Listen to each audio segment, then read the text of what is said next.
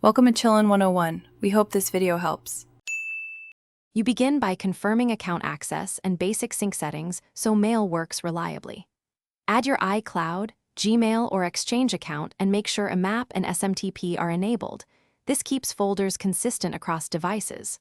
Once done, pick a default account and create a short signature to avoid manual edits later.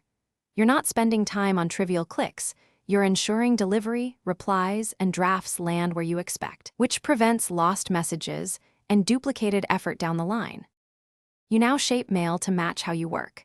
Build smart mailboxes for projects, clients, or date ranges so related messages surface instantly. Smart mailboxes don't duplicate mail, they filter it. Then create rules to move, flag, or apply a color label automatically. This offloads routine triage. Make VIPs for people whose messages need immediate attention, enable threading to preserve context, and adjust notifications so only critical emails interrupt you. These steps cut inbox noise and speed decision-making. Finish by streamlining your outgoing workflow and knowing how to recover when something breaks. Create templates or canned replies for frequent messages, use scheduled send for time delivery, and choose archive versus delete so you can search old threads later. Make sure mailbox behaviors match server settings so drafts and sent items sync.